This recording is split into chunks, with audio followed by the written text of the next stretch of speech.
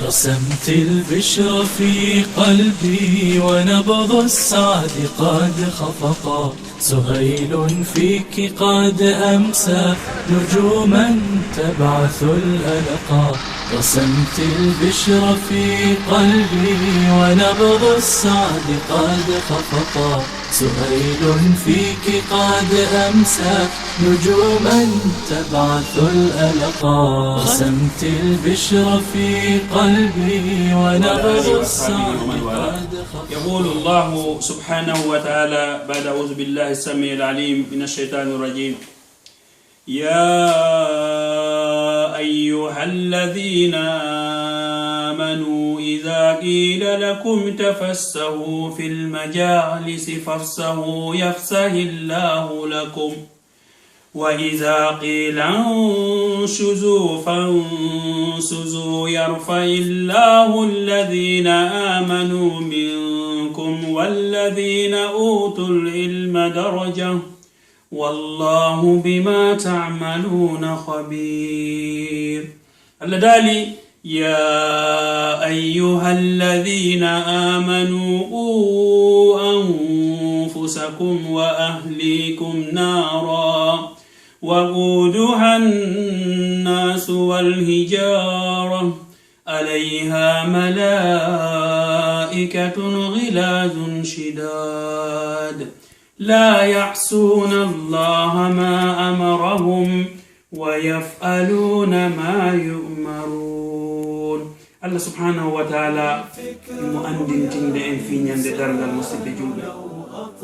الله قال كو ني بابي رابه eko ono yo neni rabe o wi wo dandem pittali men dandem be ngure men yita jahannama musibbe sabu Allah no tagi malaika be wadi be kandir yita jahannama ton ko letta be yeddube Allah ko letta be jaggube e mawbe mun nene e baba.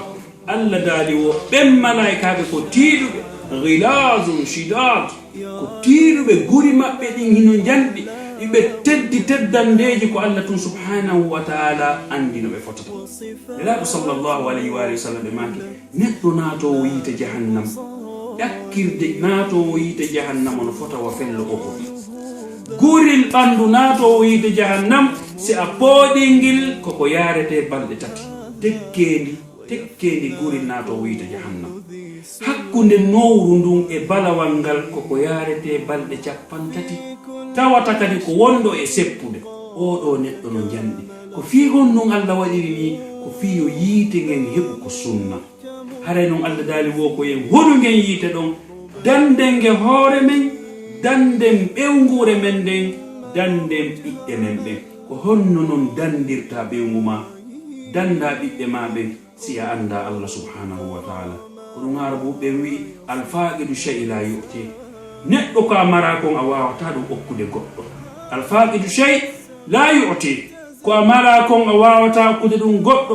hare musidɓe julɓe ɗigganen baba en men ɗigganen yumma men wata en ƴaggu e hoore maɓɓe si ɓe landi ko en wawata yewtenɓe e konguɗi ɗaatuɗi e konguɗi newiɗi ɗaɓɓen barke maɓɓe ha tawa enen kadi ɓiɓɓe ɓe wonɗen e heɓude ɓen ɓe wono yay sabu ko wallito yo en ñande nawyuɗen.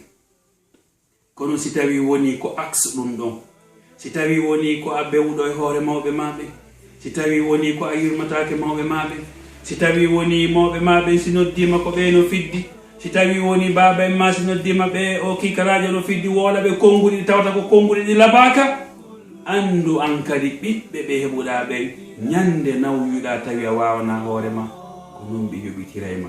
sabu nelaɗo sallallahu alayhi wa alihi wa sallam ma konko gonga, sabu Allah dali wan najmi idha hawa ma dalla sahibukum wa ma gawa wa ma yantiqu anil hawa in huwa illa wahyun yuha.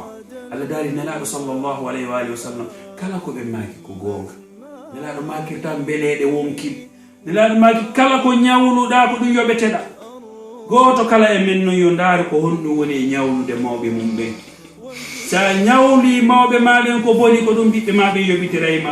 haray surtout hande enen wonɓe leyɗe porto, enen wonɓe Europe, ma wonɓe Asie, ma wonɓe ko tawata ko yaltuɓe e nder Guinée, hiɗen tori goto kala wata o jaɓu sonnajo makko on waddidiramo e biro makko. En wi'awata goɗɗo ɗofto sonnajo mum o, en wi'awata goɗɗo holtin ɓewgure makko nden, sabu ko o mas'ul. nelaɗo maki kullukum ra'in wa kullukum mas'ulun an ra'iyati, ko a landiteteɗo ɓewgure ma nden, a landitote sonnajo ma o jonnimo haqqe makko on, ka coñci, ka ñammingol, ka holtingol, ka mbaldiji, ka konguɗi welɗi, ka nunɗal, fof a landitoyte yawmal qiyama.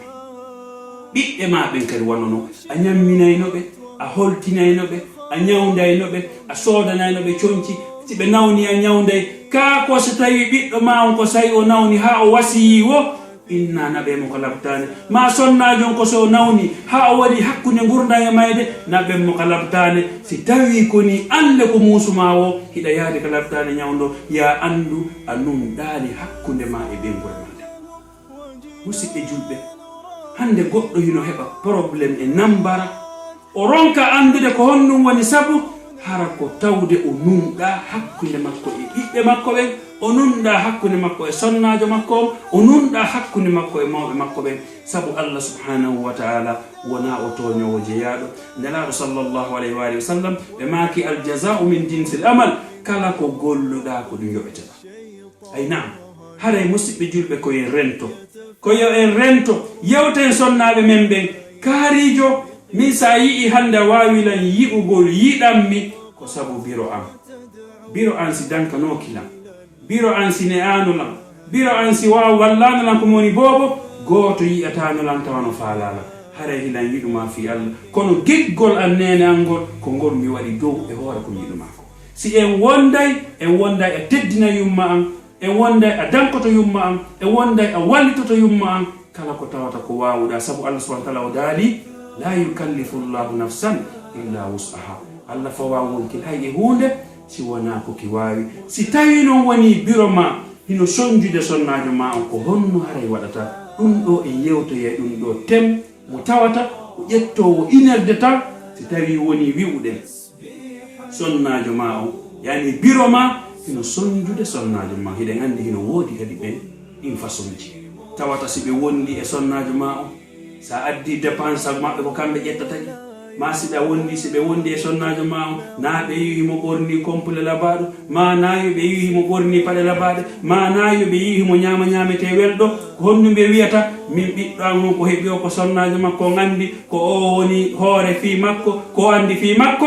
ɗum ɗo en yewtoye fi mum ko honno an gorko on jogitortoɗa biro ma, jogitoɗa sonnajo ma on e ala tariqati rasulillah sallllahu alayhi wa alihi wa sallam, e laawol ngol Allah subhanahu wa ta'ala holli nelaɗo holli en ko honno ɗoɗen wondirde ɓengure men nden.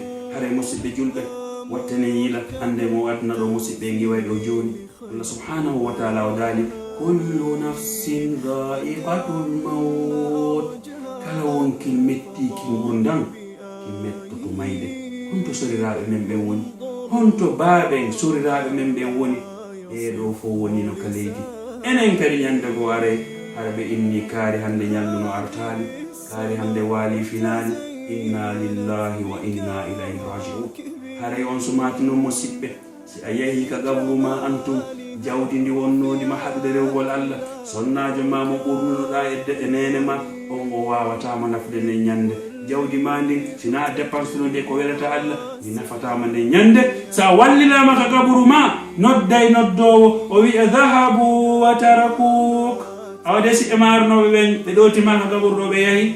wa ala turabi wa dawuk, ka leydi ɗo ɓe wallima hande forme kayi makin 4 place makin ka leydi. wa ala lhisabi araduk, hande ko ya calculane ko ɗum ɓe préparan ma ɗo hande ka gabru ma. musidɓe julɓe andite premier jemma gabru men. musidɓe julɓe miijito ɗen hiɗa calcula galleji ɗin, hiɗa calcula premier dal gasali, troisiéme dal gasali, e nen hiɗa calculde premier jemma ma ka gabru ma antum.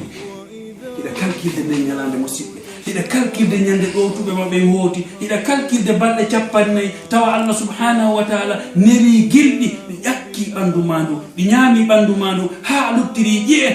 tawa nde ñande hiɗa waali ɗon jawdi ndi sendama sonnajo goɗɗo ronimo ɓiɓɓe ɓen sakitike ɓiɓɓe ɓen no sendude jawdi ndi hara ko ndi jawdi ɗo haɗunoma rewgol Allah ko fi ndi jawdi ɗo haɗunoma ɗoftagol yumma ma e baba en ma nden ñande noon on tigi nin sa ñande nin sa nafata haray noon ɓay e hewtal ɗum tuuben ruttoɗen e Allah subhanahu wa taala kala andunoɗo no ƴaggani mawɓe mum ɓen babu tawba maftuo damal tuubu biye no udditi fanni man tan on tigi wonani danki mayde ma fanni man tan nangue fuɗɗirade ke nge mutay noon to yo noddu biro makko ma o nodda baba en makko oyna baba en yaafelam kala haqqe ko tawata mi fanɗinike e feemo baba en makko yaafoto nde gandi mawɓe men ko yurmeteɓe assalamu aleykum wa rahmatullahi taala